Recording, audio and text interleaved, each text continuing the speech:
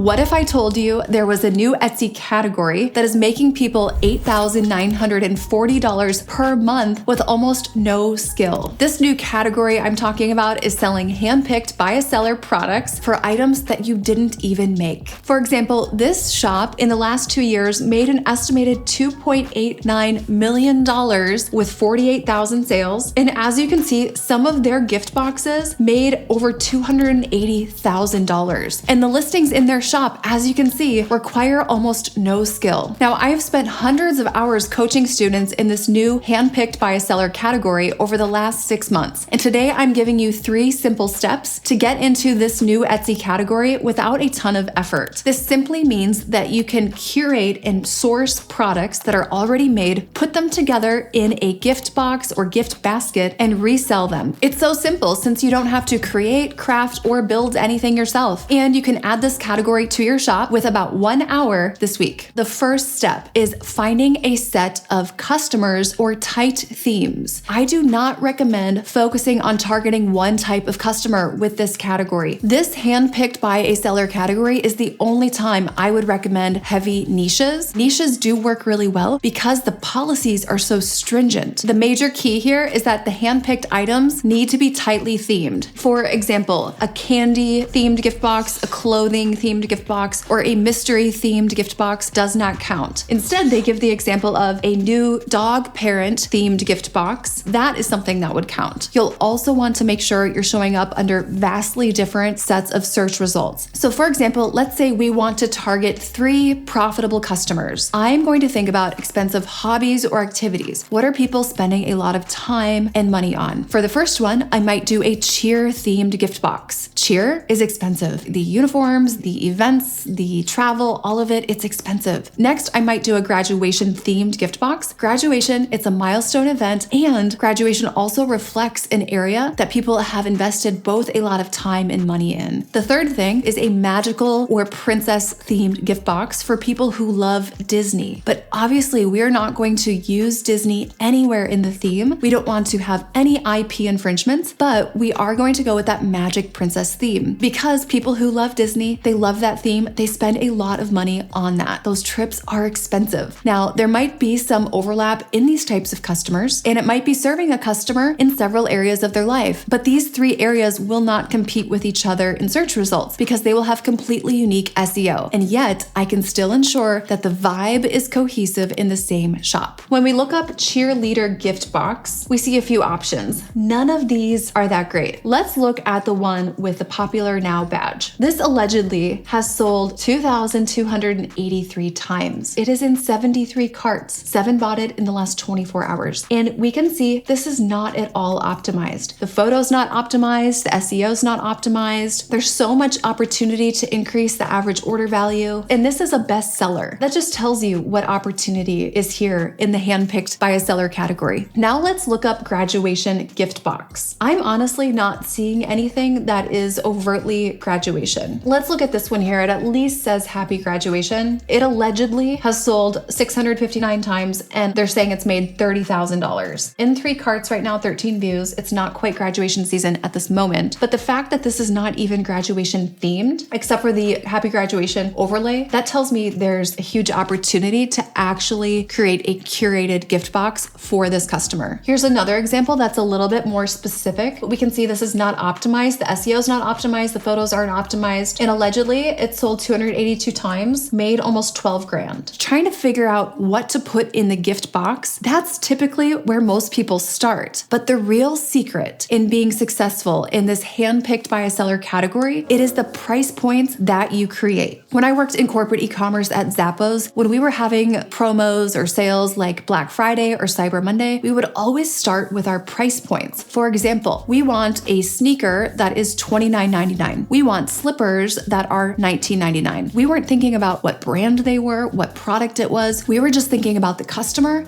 and the price. If you want something to become a power listing that does over $20,000, or if you want it to become a cash cow for you, it has to be a price that would be competitive, that would command a high click-through rate, and be within the budget that someone had in mind before they started scrolling. So this is not the time that you want to convince someone that they should spend $80 on their child's best friend's birthday party when they really wanted to spend $40. And when it comes to pricing, we want to price like Starbucks. We want them to buy the venti or the tall, but we don't want them to buy the grande. We are going to have 3 price point options: a low, a middle, and a high, but the middle and the high options are close to each other. This will frame the highest option as the best value. The key with the lowest price point is making sure to keep it a gift box that is still a complete gift, so that you are staying consistent with the value proposition in your thumbnail photo. So maybe this smallest price point just has 3 things in it, or maybe even 2 things in it. And I do highly recommend having that initial low price point at something very high converting, such as under $20 if possible. Once I worked with an Etsy shop owner that was trying to break into gift boxes at the $50 and $75 price point. It was super tough for them. They had hardly any reviews, so we ended up pulling in a $15 gift box price point, and it completely changed the game. We saw their order velocity just skyrocket. It got their ranking of that listing high in search, and then their sales actually increased on the higher price point options because the social proof was increasing. So this step number 2 in succeeding in the handpicked by a seller category is really locking in those price point buckets once you know your customers. All right, so what if you've picked your customer or your theme and you've picked the price points, but you don't know what to put in the box? First, the 2 biggest mistakes in this category: filling a gift box with tons of tiny dollar store crap that makes it look like just a confetti of disposable products, kind of like a goodie bag that your first grader brings home from school, right? Instead, we want to choose one focal point product and really have no more than 5 items in the box. Really, 3 items is sufficient for the smallest size, 5 is good for medium, and I would really never have more than 8 items for the largest, most expensive option. Remember, if you fill a gift box with cheap stuff that's all the same size, it will look like a party favor bag, because when you think about a goodie bag at a birthday party, it's a bunch of cheap products that together look like fun, right? But individually, those products could never stand alone. So I recommend having your focal point product be higher quality and something that photographs well as something that is a compelling, attractive color. So this wouldn't be like white or black or brown or gray or see-through. Now that doesn't mean it has to be bright, but it does mean it should be attractive. Stanley is a great example of really attractive colors that are not necessarily bright. The second mistake is picking a bunch of products for the box without thinking about your long-term pricing strategy. So then you're making a super low margin and you have no room to run discounts or sales. When you're picking products for the gift box, you want to think, will this product give me an ROI in this gift box? Or am I just adding it because I think it's cute? Does the customer even realize I'm adding this product? Or when they look at the photos, do they not even realize this product is in here? Here is an example of a gift box that I actually think is a little bit overstuffed. We're not really clear on the value proposition. There's only 2 photos, and it's a little unclear of what all these products are. Like, what's in that little drawstring bag? Is this a scarf? Is it like a blanket? And really, when we see $99, we don't really understand what the value is because we can't even see what we're buying. Here's a much better gift box where you can actually see what everything is. First of all, they're labeled, which is great, even the matches, right? So it's labeled, people can see the value, they see how it fits together. Things are not buried under each other, so it's not stacked where things are hiding behind other products. So this gift box has actually sold 11 times, okay? This one, however, has sold 200 times, okay? Just a very different value proposition. Now let's go through sourcing these products. I recommend starting on AliExpress, Amazon, or maybe Temu to test things, and then you want to move to manufacturers and private label brands once you have proof of concept and you could take advantage of economies of scale. And that's basically when you can forecast the quantities you need so you can buy more at better costing. Now, with working with manufacturers, you could do sites like Alibaba or maybe US focused like Thomas Net, Makers Row, Compass, Sourcify, IndiaMart, TradeShift, Tundra, Global Sources. Those are just a few. Now, markets are actually one of my favorite places to do sourcing because then you can develop in-person relationships, which is exactly what we did when I worked in corporate e-commerce at Zappos. Let's first source a hair clip. Let's say we're doing a hair accessory themed gift box. We do not want to pick what is on the first page of search results. These are probably going to be some of the most popular options that you can likely find on Etsy right now. We want to instead start looking a little bit deeper at options that are not loudly on Etsy yet. These are really cute. They are a smaller size. That could be good if it was a different color. We don't want to go with the white. It's not going to photograph well. You always want to think when you're doing gift boxes, what colors would photograph the best? Ooh, I actually have not seen like a bow as the focal point. One of these would be cute actually. Let's go with one of these. What I would do, I would basically start out with one of these, okay, 99 cents. I'm gonna have dark brown paper. So I actually think this peachy blush color with kind of the clear outline, I think that'd be beautiful. And then maybe this is like a hair bow theme. You could even turn this into a cool subscription box. But let's say we're going with that peachy blush color. Now we wanna do some other bow clips. Oh, this is actually a really cute set. So this kind of, it's the long tail kind of bow trend with the ribbon, but still a smaller scale. For the main focal point, let's say we want to do a headband. It'll be the highest price point, right? We've seen a lot of these sponge headbands, the face wash headbands. I want to do something that's a little more special and unique. Oh, this is cute. So I like this. We just want to make sure it comes in an adult size here. And I would probably do this kind of mauve-y purple color. The velvet will reflect the light. It has the pearl trend in here. The iridescence of that kind of velvet look will grab the eye and grab great attention. That is how I would put together a box. And this is only $3.35. So our cost so far, $5.33. You could totally turn that set of 3 things into a, $12 to $15 gift box, and then the customer pays for shipping. Now you can create these amazing handpicked by a seller listings, but they won't be seen by anyone if you don't get the SEO right. So I talk about how you can do that in the next video on the screen.